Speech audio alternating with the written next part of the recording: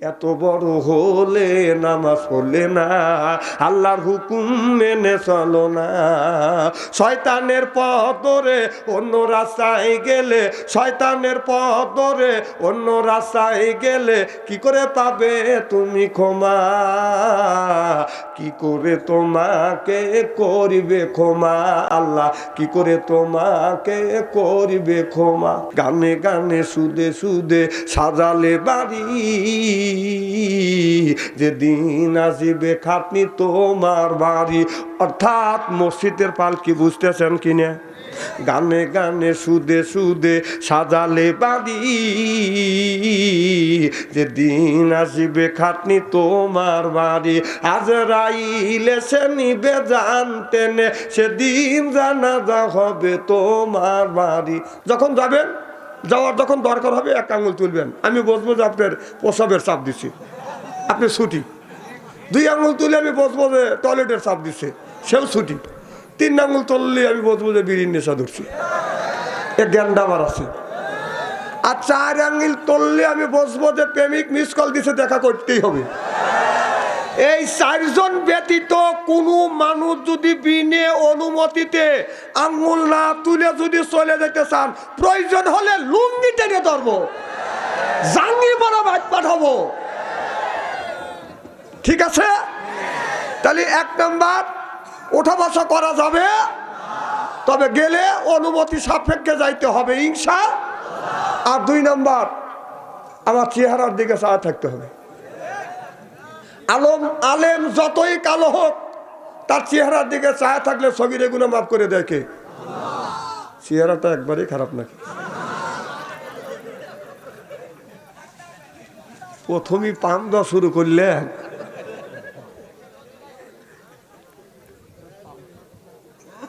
আল্লাহ আমাদের এমনি এমনি পাঠায় নাই, আমাদের পাঠানোর নিশ্চয়ই একটা উদ্দেশ্য আছে। কি করে আছে কিনা? আমরা ছেলে মেয়ে জন্ম দিই, আমাদের একটা উদ্দেশ্য আছে না? তাহলে আল্লাহ মানুষ পাঠাইছে এমনি এমনি, আপনাকে ছেলে মেয়ে জন্ম এমনি এমনি দিচ্ছেন নাকি? কথা কয় না, ভয় পাচ্ছেন মনে হয়, তাই না? না না, আমরা যে কোনো একটা উদ্দেশ্য আছে নাকি? আছে। আচ্ছা, উদ্দেশ্য আছে। আল্লাহ মানুষকে তৈরি করছে, আপনার 4টে ছেলে 4টে মেয়ে জন্ম দিচ্ছেন, 8টা সন্তানের বাবা। যখন ডাক দেয় চতুর্দিক থেকে, আপনি যখন ডাক দেয় আব্বু, আপনি বলেন জি। আচ্ছা, জি তো বললেন। আচ্ছা বলেন, আপনার ছেলে মেয়েকে জন্ম দিচ্ছেন, এখন স্বামী বলতেছে ছেলেটা এমনই অন্যায় করছে, বাবা রাগ হয়ে গেছে, বাবা একটা বড় একটা বাস হাতে নিচ্ছে, বাটাম, বোঝেন তো আমার কথা, আজকে ছেলে সাইজ করে ফেলবো। তা মা বলতেছে শোনো, মা বলতেছে শোনেন, যে আপনার সন্তানকে মারেন না, এবারের মতো মাফ করে দেখা। তুই চুপ কর, আমার সন্তান আমি শাসন করবো, তো তোর কি কথা কন? ছেলে যখন ভালো কাজ করে না, তখন কয় যে দেখ আমার সন্তানটা কি। আর যখন অন্যায় করে কয় দেখ দেখ তোর সন্তান কি করছে, কথা কয় না, ও তখন হয় তোর সন্তান। কথা বুঝতেছেন না? তো আমাদের এরকম ভাব আছে। তো বিবি নিষেধ করতেছে, স্বামী মানে না। বিবি চিন্তা করতেছে জাগা ছাড়া অজাগায় লাগলেই মারা যেতে পারে। এই যে নিষেধ করতেছে, স্বামী শুনতেছে না, স্বামী মারবেই। তখন স্ত্রী স্বামীকে বলতেছে, স্বামী আপনার ছেলেকে আপনি মারেন, আমার কোনো আপত্তি নাই, তবে এই ছেলে সন্তান জন্ম দিছি, দুইজন উভয় মিলেই তো, তাহলে তোমারও সেই অধিকার আছে, আমারও সেই অধিকার আছে। স্বামী বলতেছে ঠিকই তো। তো স্বামী বলতেছে আল্লাহর কসম লাগে, আল্লাহর দোহাই লাগে, আপনার টুকে আপনি মারিয়ে কাটিয়ে কবর দিয়ে ফেলান, আমার দুঃখ নাই, কিন্তু আমার যেটুকু ওইটুকু আপনি মারতে পারবেন না। এখন আপনি বলেন, 4টে ছেলে 4টে মেয়ে জন্ম দিচ্ছেন, আপনি যে বাবা বলে ডাক দিলে ও বাবু উত্তর নেন। আচ্ছা বলেন তো, আপনার স্ত্রী কোনটুক, আপনার কোনটুক? অথচ 3 ছেলের বাবা, 3 মেয়ের বাবা।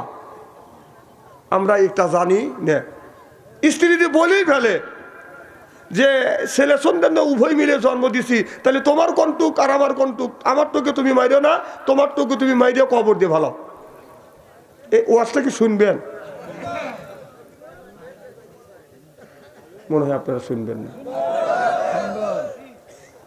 আমার মুসলমান ভাইরা, এখনই তোমার আঙ্গুল তোলা তুলি লেগে গেল।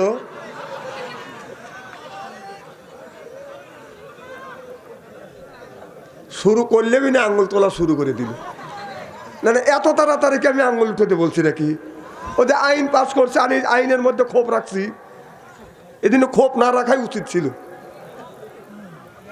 আল্লাহুম্মা সাল্লি আলা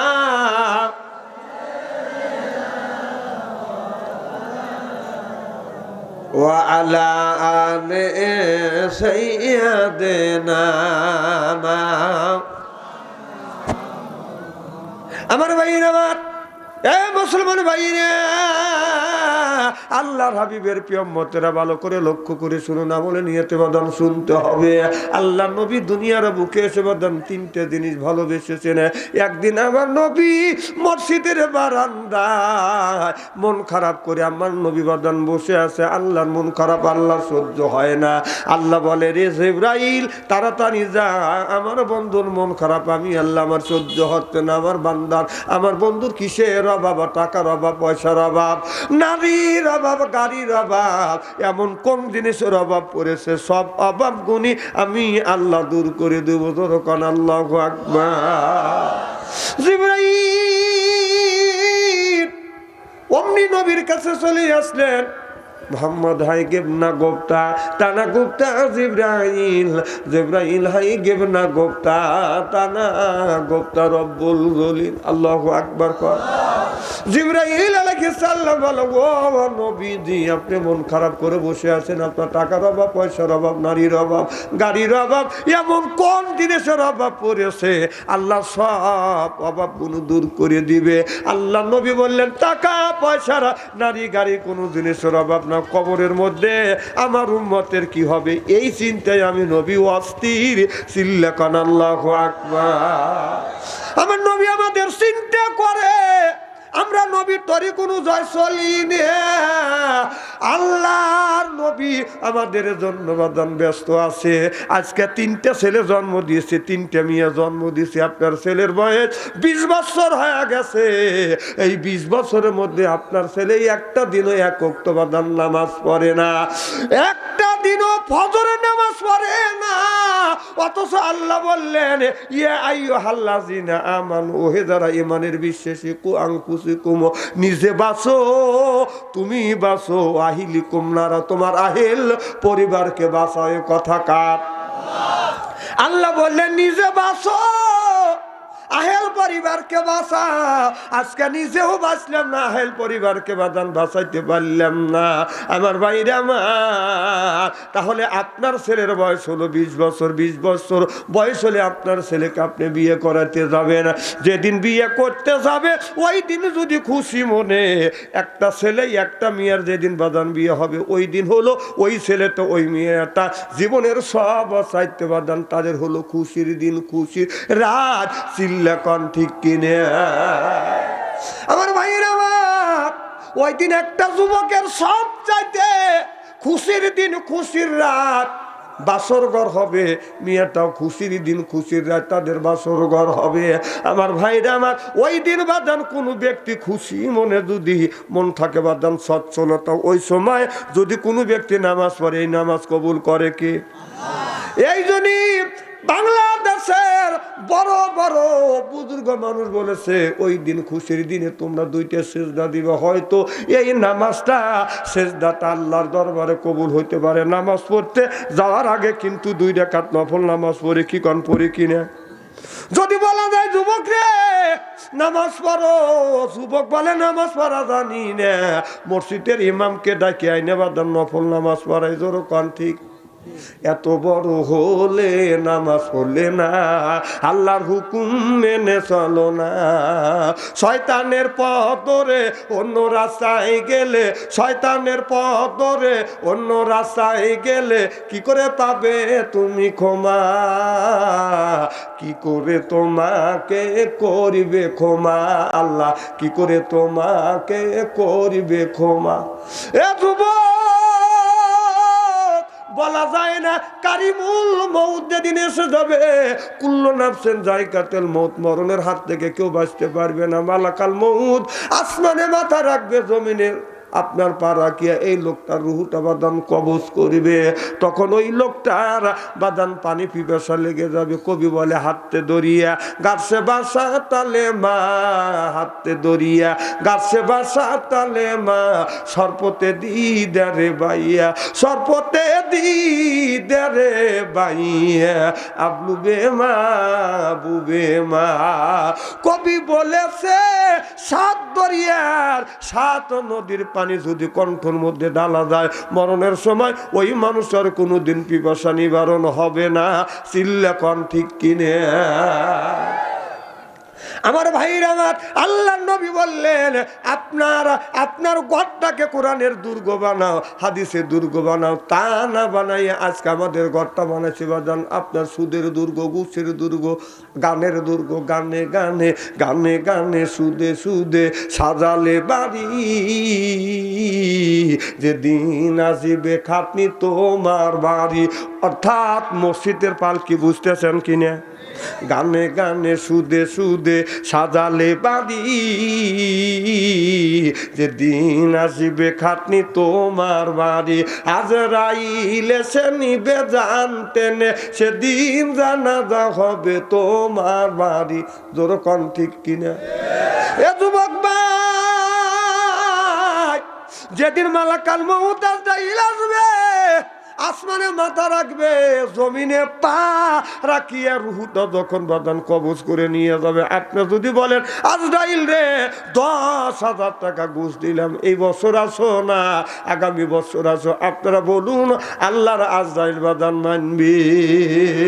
কারণ টাকা দিয়ে ভোট কেনা যায়, টাকা দিয়ে বাদান অনেক কিছু করা যায়, টাকা দিয়ে বিচারটা বাদান উল্টো পাল্টা করা যায়, কিন্তু টাকা দিয়ে আজরাইলের হাত থেকে বাঁচা যায় না।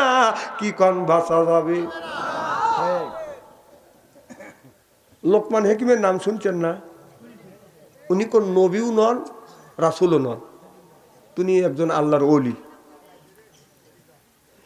এই লোকমান এত কালো মানুষ, পৃথিবীর বুকে বাদান 3 জন ব্যক্তি কালো ছিলেন, তার মধ্যে বাদান বেলাল, নবীর সাহাবীর মধ্যে বাদান 2 জন ছিলেন, তার মধ্যে বেলাল একজন ছিলেন, আর একজন কালো ছিলেন বাদান লোকমান হাকিম। এই লোকমান এত কালো কিন্তু তার এলেম ছিল ভালো। তিনি মাদ্রাসায় মক্তবে পড়েন নাই, আল্লাহ প্রদত্ত তিনি বাদান জ্ঞানী হয়ে আছে, আল্লাহ তারে জ্ঞান দিয়েছে। আল্লাহ মাহুল বায়া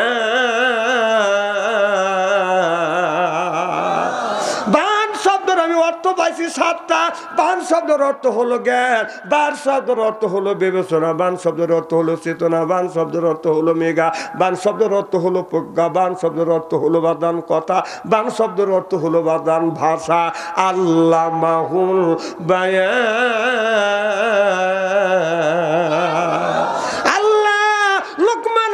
সাল্লামকে এত জ্ঞান দিয়েছে। একদিন লোকমান বাদান মাঠের মধ্যে বকরি চড়াচ্ছে, লোকমানের মালিক লোকমানকে ডেকে ডেকে বলে, লোকমান আসো, তুমি আমার একটু কাছে আসো।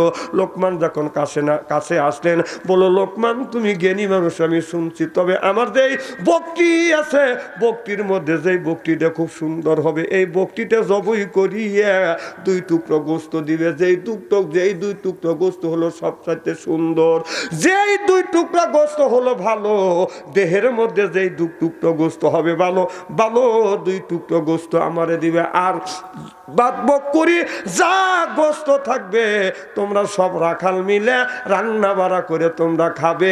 এবার লোকমান সুন্দর একটা বকরি জবাই করিয়ে 2 টুকরো বাদান সুন্দর ভালো 2 টুকরো গোস্ত দিলেন, মালিকের কাছে প্যাকেট করে পাঠা দিলেন। মালিক প্যাকেট খুলে দেখে 1 টুকরো গোস্ত হলো কলিজা, আর 1 টুকরো গোস্ত হলো বাদান জিহ্বা। মালিক মনে মনে চিন্তা করলো, গরুর বকটির দেহের মধ্যে দুই টুকরা গোস্ত, ভালো গোস্ত দিলে একটা হলো কলিজা, একটা হলো জিহ্বা। কিছুদিন পরে আর একদিন আপনার ওই মালিক বলে, লোকমান একটু কাছে আসো। লোকমান যখন কাছে আসছে ডেকে বলে, বাবা লোকমান, একদিন তুমি দুই টুকরা গোস্ত দিয়েছিলে, ভালো দুই টুকরা গোস্ত। আজকে এই বকটি একটা সুন্দর বকটি জব করবে, জব করিয়ে ওর ভিতরে যত নিকৃষ্ট গোস্ত আছে দুই টুকরা গোস্ত তুমি আমার কাছে হাজির করিবে। এরপরে যেই গোস্ত টুক বাঁচবে তোমরা সব মানুষ মিলে রান্না বাড়া করে তোমরা খাবা। এবার লোকমান আপনার শত শত বকটির মধ্যে সুন্দর গোস্ত বকটি একটা বাদান ধরে বাদান জব করিয়ে দুই টুকরা নিকৃষ্ট বাদান গোস্ত দিলেন। বাদান প্যাকেট করিয়া মালিকের বাড়িতে যখন পাঠা দিলেন, মালিক এবার লক্ষ্য করে দেখে দুই টুকরা আপনার খারাপ গোস্ত, নিকৃষ্ট গোস্ত, সেটা হলো এক টুকরা হলো জিভে, আর এক টুকরা হলো বাদান কলিজা। এবার মালিক মনে মনে চিন্তা করে, আল্লাহ আমি লোকমানকে বললাম ভালো সুন্দর দুই টুকরো গোস্তটা, সেটা আনলো জিভে আর কলিজা। আবার মন্দ দুই টুকরো গোস্ত চাইছি, খারাপ দুই টুকরো গোস্ত চেয়েছি, সেটার মধ্যে এনে দিল জিভে আর কলিজা। এবার লোকমানকে ডেকে ডেকে বলতেছে, বাবা লোকমান, আমি ভালো দুই টুকরো গোস্ত চাইছি, সেটাও দিলে জিভে, মন্দ দুই টুকরো গোস্ত চাইছি, সেটাও তুমি দিলে জিভে, কারণটা কি? হযরত লোকমান বললেন, মালিক রে, যার জিহ্বা ঠিক আছে আর কলজা ঠিক আছে ওই লোকটা হলো বাদান জান্নাতি। চিল্লা কোন আল্লাহু আকবার, নারে তাকবীর। আল কোরআনের আলো, আল হাদিসের আলো, নারে তাকবীর। মালিক এ কথা শুনে মালিক স্তব্ধ হয়ে গেলেন। তুমি বললে এই দুই টুকরো জিনিস যদি ভালো থাকে, জিহ্বার কলিজা যদি ভালো থাকে, যেটা আমরা আত্মা বলি, যেটা আমরা রুহু বলি, যেটা আমরা কলিজা বলি, মানুষ কথা কথা বলে না বেটার কলিজা ভালো, কথা কর না কে? না না, বেটার কলিজা তো ভালো হবে, বাপের টাকা দিতেছে, যে কথা কও, কথা কও, নিজের টাকা দাও। কি কলিজা হয়েছে, পরের টাকা দিলে তো কলিজা তো হবে, তুই টাকা জন্মা দে। খারাপ লাগতেছে মনে হয়, তাই না? ও আসল শুরু হয় না, হবে। আমার ভাইরা, আমার মানুষ বলে কলিজা ভালো, আসলে যার কলিজা ভালো, তোর কলিজা ভালো আছে, বাপের টাকা তো না, মানুষের টাকা, জিভে তো তোর খারাপ, কথা কর না কে? সকাল বেলায় এক কথা, সন্ধ্যার সময় আর এক কথা, শোয়ার সময় হলো আর এক কথা, কথা কর না কে? আছে না নাই? এই রকম লোক বাংলার জমিনে আছে বেশিরভাগ। এই সমস্ত মানুষ আল্লাহর জান্নাতে যেতে পারবে না। আমার ভাইরা আমার, আল্লাহ যেদিন এই মানুষের বিচার করবে, কে? বিআহকামিল হাকিমিন, উত্তম বিচারক কে? আল্লাহ হলো উত্তম বিচারক। আল্লাহ মানুষের যখন ভালো মন্দ বিচার করবে, আল্লাহ আসমান থেকে দুইটা সিংহাসন, দুইটা আসন আসবে, এইরকম একটা আসনে আল্লাহ বসবে, আর একটা আসন বাম পাশে একটা আসন থাকবে, এই আসনে আমার বিশ্ব নবী মুহাম্মদুর রাসূলুল্লাহ সাল্লাল্লাহু আলাইহি ওয়াসাল্লাম বসবে। আর আল্লাহ বলবে, কোন হয়ে যাও, এইরকম একটা টি টেবিল সামনে এসে যাবে। আল্লাহ বলবে, কোন হয়ে যাও। কোন যখন বলবে, একটা আপনার ৭০,০০০ ফেরেশতা একটা সাদা পাথর আল্লাহর ডান পাশে বাজার হাজির করিবে। আল্লাহ বলবে, কোন হয়ে যাও। সঙ্গে সঙ্গে ১৯ জন ফেরেশতা একটা কালো পাথর বাম পাশে বাদান হাজির করিবে। ওই পাথরটা আপনার ৭০,০০০ বছর দোজখের মধ্যে বাদান পোড়াইয়া আপনারা পাশে যখন হাজির করবে, ওই জায়গা হাজির করবে, ওই জায়গা বিচার করবে। কাদের বিচার করবে? যারা এই দুনিয়ায় মুনাফিকি করছে আর যারা সুদ খাইছে, ঘুষ খাইছে, এদের বিচারে এই জায়গাটা বাদান হবে। রাসূল বলছেন, সবচাইতে ইসলামের বড় শত্রু হলো মুনাফিক, কথা কয় না? এই যে মুনাফিকের সময় চলে গেছে, ইলেকশনের সময়, সেখানে গেছে কিনা? মই মুরগির কাছে শুনছি দেখি নেই মুনাফিক আর আল্লাহর জমিনে হয় না। ঠিক দেখে গেলাম এবছর যে ভোটের চাইতে মুনাফিকই আল্লাহর জমিনে আর হয় না মনে হয়। মনে করেন অন্য দেশে হয় কিনা আমি জানি না, তবে বাংলাদেশে আমি দেখলাম। আচ্ছা, তুমি একটা দল করতেছ, একটা দলের সাপোর্ট দিচ্ছ, ভালো কথা ভাই, আমি অমুক দলের সাপোর্ট করি। তুমি এক একজন এক এক দলের সাপোর্ট করতে পারো, তো তুমি তো গোলালু মার্কা হয়ে গেছো ভাই, হ্যাঁ তোমাকে দেবো না ভোটটা। উনি আশায় রয়েছে আমাকে দিবেন, আর একজন গেছে ভাই কেবা, হ্যাঁ ভোটটা তোমাকে দেবো না। হ্যাঁ এই যে সাল্লাহ মোল্লা বিক্রি, এরকম লোক আছে না নাই? আল্লাহ ওদের সম্পর্কে 1450 বছর আগে আল্লাহ বলেছে মুজাবজাবিনা বাইনা যালিকা লা ইলাহা উলাই ওয়া লা ইলাহা উলা, ওরা দুই দলের লোক, এটা হলো এক নম্বর মুনাফিক। কথা কর না কে? এই মুনাফিক দাঁড়াবে ওই পাথরের উপরে। ওই দেখেন বড় বড় চোখ করে তাকাচ্ছি। না না না, আপনাদের বড় বড় চোখ দেখে আমি টেবিলের নিচে মাথা দেবো নাকি? কথা কি আমি নিজে বানা বললাম নাকি? কথা কার? আল্লাহ বলছে আপনাকে মুনাফিক, আমার উপরে বড় বড় চোখ করেন, তার মানে কি? ও বাদশাহের এক নরম পা।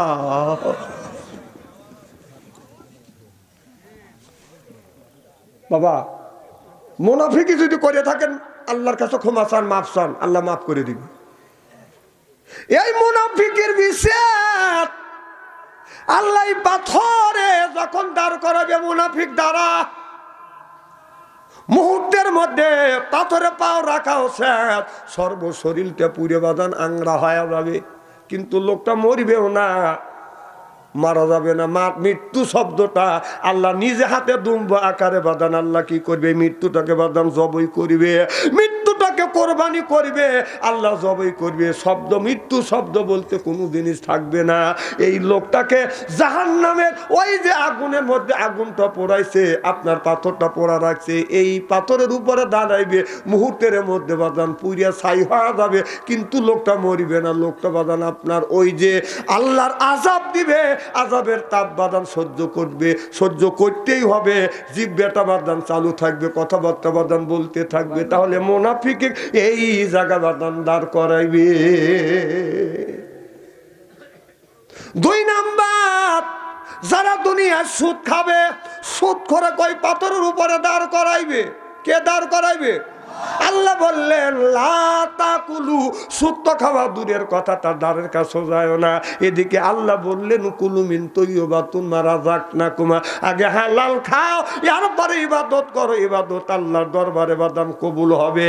আর আমাদের দেশের মানুষ বাজার সুদও খায়, ঘুষও খায়, অজালে যায় বাজার মসজিদে আগের কাতারে দাঁড়াইয়া বাদাম নামাজ পড়ি, জোরে কোন ঠিক কিনে। আল্লাহ বলে ফাদখুলি ফি ইবাদি, ইবাদতের মধ্যে নামাজ আছে, রোজা আছে, হজ আছে, যাকাত আছে, কোরবানি আছে, ভালো ভালো কাজ বাজান রয়ে গেছে। আল্লাহ বলে অদকুলি জান্নাতি, আল্লাহ বলে বান্দারে ইবাদত করবে তুমি, জান্নাত দিব আমি। আল্লাহ যখন জান্নাতের মধ্যে যখন দিবে, এই মানুষটা যখন জান্নাতের দিকে রওনা করবে, যাইতে যাইতে জান্নাতের প্রথম গেট দেখবে, অমনি বান্দা বাদান লোটা গটি নিয়ে বসে পড়বে, আল্লাহর ফেরেশতারা আদর করবে আর সোহাগ করবে, ও আল্লাহর বান্দা এটা আল্লাহর জান্নাত, এটা হলো জান্নাতের প্রথম গেট। আবার ধাক্কা দুঃখ নিয়ে যাবে, আবার বিরাট একটা গেট দেখবে, আল্লাহর বান্দা বলবে এত সুন্দর সাজসজ্জা, এইটাই মনে হয় আল্লাহর জান্নাত। লোটা গটি নিয়ে বাদান বসে পড়বে, আল্লাহর ফেরেশতারা আদর করবে, না না এটা জান্নাত না, এটা হলো জান্নাতের দ্বিতীয় গেট। আল্লাহর বান্দা বলবে এত সুন্দর দ্বিতীয় গেট হইতে পারে, এইটাই আমার জান্নাত, আদর করে করে বাদান নিয়ে যাবে। কথা কি বাদান বুঝতে আছে? আর আমাদের বাড়িতে যদি আসে বাদান জামাই, বাড়ি হয় না বাদান, হয় না জানি বাদান তামায়, এরপরে জামাই যখন আসে শাশুড়ি করে বাদান আদর, পাইয়ে দেয় চাদর, জামাই মনে করে হায় রে আমার কদর, এরপরে আনে বাদান আপনার ওই শাশুড়ি জামাইয়ের জন্য তৈরি করে পিঠে হলো কুশলি, জামাই বাজারে থেকে কিনে আনে মিষ্টি, শাশুড়ি জব করে খায় মুরগি হলো দেশি, জামাই খায়া হয়ে যায় খুশি, শ্বশুর কিনে আনে গরুর গোস্ত, জামাই খায় আর কয় শ্বশুর শাশুড়ি বউ হলো পানের দোস্ত, এরপরে খায় বাদাম পোলা, খায় তো মনের মধ্যে দেয় দোলা, তারপরে খায় বাদাম দই, খায় তো বাদাম হইসই, তারপরে খায় পেপসি কোকো কোলা, খায় তো মনের মধ্যে দেয় দোলা, তারপরে খায় আপনার কাঁচা সুপুরি দিয়া পান খায়া তো মনের মধ্যে আছে গুনগুননি গান, তারপরে খাইয়া খাবলা হেনাপাতি জর্দা, শরীর তার গামিয়া যায়, বুঝায় আমি বড় মর্দা। ওয়াজ কেবল করবো? আল্লাহ কয় বান্দারে কোরআন শরীফ দর বসে বসে পর, তারপরে তুই মর। আমি আল্লাহ এতই কি তোমাদের পর তোমাদের জন্য রেখে দিছি, আমি আল্লাহ তোমাদের বানাবো হুর পরিদের বার। এই জন্য কোরআন শরীফ ধরি বসে বসে পড়ি, তারপরে যদি মরি মুখে যদি রাখতে পারি দাড়ি, ছাড়িয়ে দিতে পারি নির্বাচনের সিগারেট আর বিড়ি, আল্লাহ কয় বেহেশতে দিব আমি, পাও টিপে দিবে হুরি আর নুরি। সুবহানাল্লাহ বললেন না? যারা খায় গাঁজা আল্লাহ দিবে সাজা, যারা খাবে মদ তারা হারাবে জান্নাতের পথ, যারা খাবে গুমরাই করে ভুল, যারা খাইবে বাদান সিগারেট তাদের নাই মুখের বেরেক, যারা খায় বিড়ি ওদের ইমানে ধরবে কিরি বিড়ি, যারা খায় তাদের হাত দিয়ে গন্ধ, মুখ দিয়ে গন্ধ, দাড়ি দিয়ে গন্ধ, টুপি দিয়ে গন্ধ, জামা দিয়ে গন্ধ, চাদর দিয়ে গন্ধ, লেবে দিয়ে গন্ধ, বালিশ দিয়ে গন্ধ। আমার হয় সন্দ ওর বউ থাকে কান্দে রে আল্লাহ রে, জোর কন ঠিক কিনে। টাটকা বিড়ি খায়া বর মুখের কাছে যখন মুখ লেয় বউ খালি মুখ ঘুরোয় না, স্বামী তো বর মুখের কাছে মুখ লিবেই। এখন বউ খালি মুখ ঘুরায়, স্বামী কয় আমি তোমার মুখের কাছে মুখ লেই, তুমি মুখ ঘুরাও কারণটা কি? বউ কয় লজ্জাও করে শরমও করে, এই মাত্র টাটকা বিড়ি খায়া আমার মুখের সাথে মুখ লাগাইছো, তোর পাশার চাইতে তোর মুখে গন্ধ বেশি, না ব্রাশ করতে পারো না, বউ কষ্ট দাও। এইটি আবার খায় খাবার টয়লেটের মধ্যে যা খায় নাকি? আবার ইদানিং দেখছি যারা পান খায় 70% মানুষ টয়লেটে যা পান খায় আর টয়লেট করে না। তাই যদি না হয় টয়লেটের মধ্যে পিক পাইকে, তার নিশ্চয়ই ঘটনা ওখানে ঘটে। আমি চিন্তা করলাম এই কাজ করে কি, তালে রইলাম, দেখে যে এক বুড়া বের হচ্ছে, কম কই গেছিলাম, কয় টয়লেটে, কম মুখ লড়ে কাকা হুজুর পান খাচ্ছি, কম ওই জায়গা যা পান খায় কা হুজুর পান না খালি আমার ডেলিভারি হয় না। তাহলে বোঝা গেল এই মুহূর্তে পান খাওয়ার ওর মধ্যে ডেলিভারি করো না। না, খবির জায়গা পান যদি জায়েজ মনে করে খাও, তাহলে একটা পানের বোটা নিয়ে গু তুলে সুর মনে করে বড়া খা। মানে এখন কিনে করতেছে খাওয়ার সময় একটা খাও, গু খাও, ঠিক কিনা বলুন? এইগুলি খাওয়া বাদ দাও, হালাল জিনিস ওই জায়গাটা খায়। আমার ভাইরা, আমার মুসলমান ভাইরা, আল্লাহর হাবিবের উম্মতেরা ভালো করে লক্ষ্য করে শুনুন। আল্লাহ বললেন ইন্নাল্লাযিনা আমানু, ইন্নামানে নিশ্চয়ই আল্লাযিনা যারা ঈমান আনবে ওই আল্লাহর উপরে, ওয়া আমিলুস সালিহাত, আর যারা নেক কাজ করবে, নেক কাজের মধ্যে নামাজ আছে, রোজা আছে, হজ আছে, যাকাত আছে, কুরবানি আছে, ভালো ভালো কাজ আল্লাহ নেক কাজের মধ্যে বদান ঢুকো দিয়েছে। আমার ভাইরা আমার, যারা 1 নাম্বার নামাজ পড়বে, 2 নাম্বার নেক কাজ করবে, আর নেক কাজের মধ্যে নামাজ রোজা হজ যাকাত সবকিছু ঢুকে গেছে, এই মানুষটা যখন জান্নাতে যাবে 70,000 হুর আসবে রিসিপশন করে জান্নাতে নিয়ে যাবে। চিল্লাকান আল্লাহু আকবার। এই এত সুন্দর চেহারা, এক একটা মানুষ যখন জান্নাতি হবে একা একা যাবে না, প্রত্যেকটা মানুষকে আল্লাহ 70 করে বউ দিবে। কয়টা? আরো জোরে, জোর হইল না? মা বোনেরা শুনুক, 70 তো বলে হবে নি।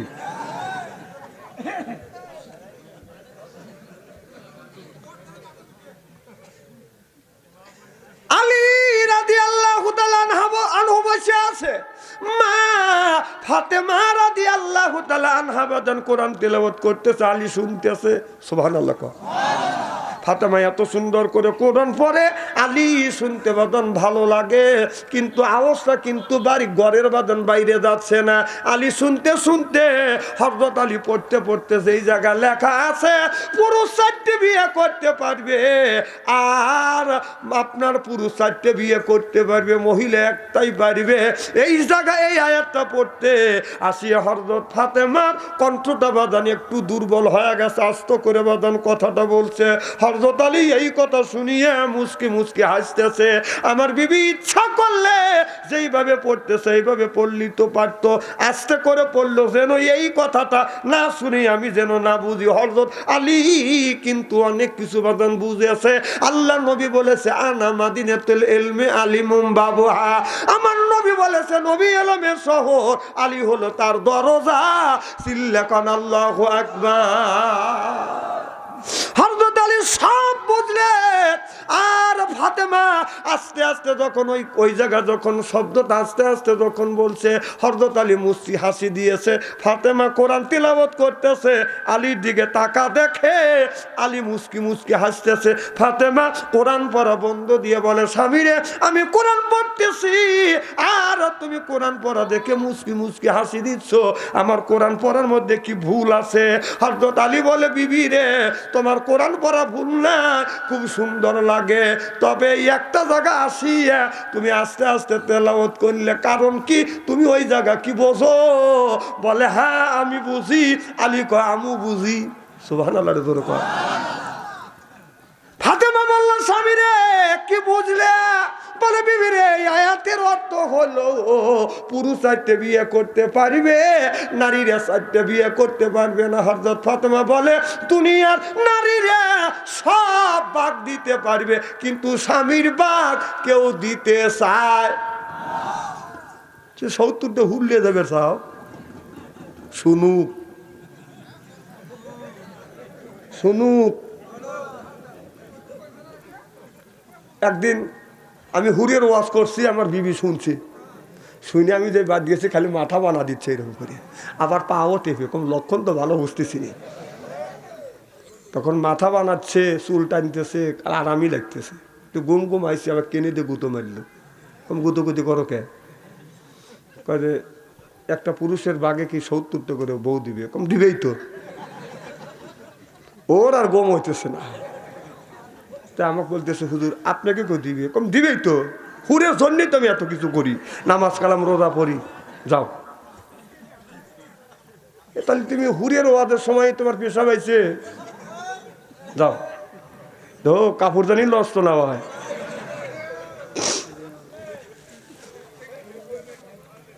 খুব কি খারাপ লাগতেছে নাকি? আজকে যদি ঘন্টা 3 আলোচনা করি, শোনার জন্য রাজি আছেন তো? আমার কিন্তু অল্প সময় ওয়াজ হয় না। আচ্ছা আমার সাথে একই সাথে আখিরে মোনাজাত দিয়ে যাওয়ার মন মানসিকতা কি আছে? কার কার আছে একটা হাত তুলে দেখান তো দেখি। নারায়ে তাকবীর, হাত টান করে রাখেন, আল্লাহ সাক্ষী থাক। কি কোন রাজি আছেন তো? আলহামদুলিল্লাহ, হাত নামান। আরে কিছু লোক হাত তোলো নাই, এটা আমি দেখি নাই, আল্লাহ দেখছে। আমার এই 2 চোখ ফাঁকি দিবে, আল্লাহর চোখ ফাঁকি দেওয়া খুব কঠিন। এখনো আস্তে আস্তে চাদরের মধ্যে থেকে হাতে লোকের তোলো।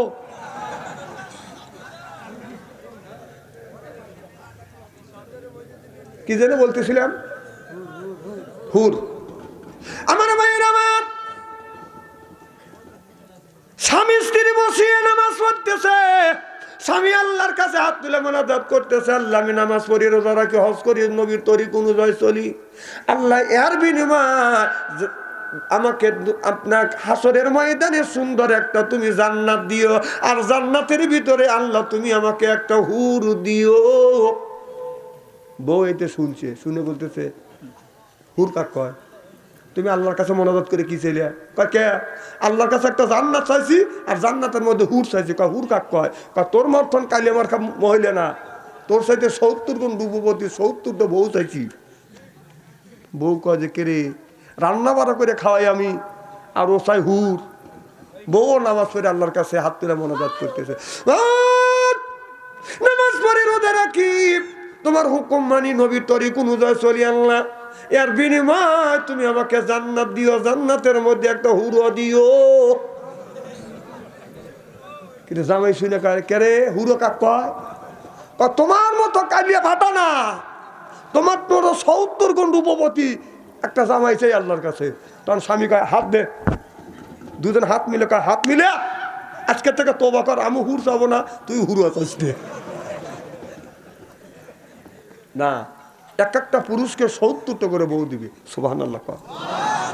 যে বউ যার চেহারা এত সুন্দর চেহারা হবে এই হুর, এমন গুণপতি হুর যদি ভুল করিয়া যদি জমিনে যদি থুতু ফেলতো, তামাম পৃথিবীর মাটিতে আতরের মতন বাদান গিরান হয়ে যাইতো। আর আমাদের ঘরে ঘরে একটা করিয়া হুর রয়ে গেছে, এই হুরের বালিশে নাক রাখা যায়। কথা কর না খেয়ে তাহলে ওই হুর এমন হুর দিবে বাদান, তার থুতুতে থুতু ফেললে পৃথিবীতে আতরের মতন বাদান গেরান হয়ে যাইতো। আর আমাদেরও ঘরে ঘরে একটা করে বাদান হুর আছে। রাত্রেবেলা যদি শুয়ে থাকে, সকালবেলা বিরাজ না করলে মুখের কাছে নাক নেওয়া যায় না। ঠিক কবি নি যায় নে এনে ঠিক ঠিক করতে চাও, বউ কবে আয় এখানে ঠিক করছে ছুটবি নি। আজ মা বোনেরা আছে না, মা বোনেরা যে দেখতেছে না তাও আল্লাহ বাঁচাচ্ছে, দেখতেছে। আমার ভাইয়ের আমার এমন হুর দিবে, হুর যদি ভুল করিয়া জমিনে যদি বা পানিতে যদি থুতু ফেলতো, হুরের থুতুতে এই পানিতে দুধের মতো সাদা হয়ে যাইতো। সুবহানাল্লাহ। 70 পর্দা যখন কাপড় পরতো, 70 পর্দা কাপড়ে পুরে রূপ যৌবন বাদান ডাকতে পারতো না। 70 পর্দা কাপড় বেদ করিয়া গায়ের চামড়া দেখা যাইতো, পশম দেখা যাইতো, রক দেখা যাইতো, গোস্ত দেখা যাইতো, হাড় দেখা যাইতো। হাড়ের মধ্যে যে মস চলাফেরা করতেছে মস পর্যন্ত দেখা যাইতো। আর 70 পর্দা কাপড়ে হুরে রূপ যৌবন ডাকতে পারবে না। আর আমাদের দেশে হুর নামে কিছু মহিলা আছে, রাস্তা দিয়ে যখন চলে পায়ে পরে হাই হিল করতেছে, কিলকিল ঠোঁটে লাগাই লটকে পিস যুবকের দেশিস, পেটো খালি পিটো খালি, বোরখা সেরা চলে, পেটো খালি পিটো খালি। আমি হিসাব করে দেখলাম ওই মেয়েটা অরিজিনাল শয়তানের শালি। যুবকের দেহাতে তালি, চেনে না বাজানো অলি গলি, চিল্লে কম ঠিক কিনে।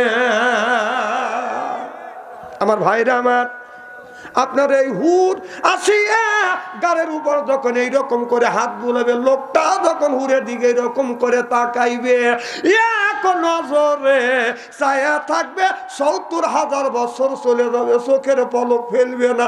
সুবহানাল্লাহ বললেন না? এত সুন্দর চেহারা, কত সুন্দর চেহারা হলে আপনার 70,000 বছর চলে যাবে, চোখের পলক ফেলবে না।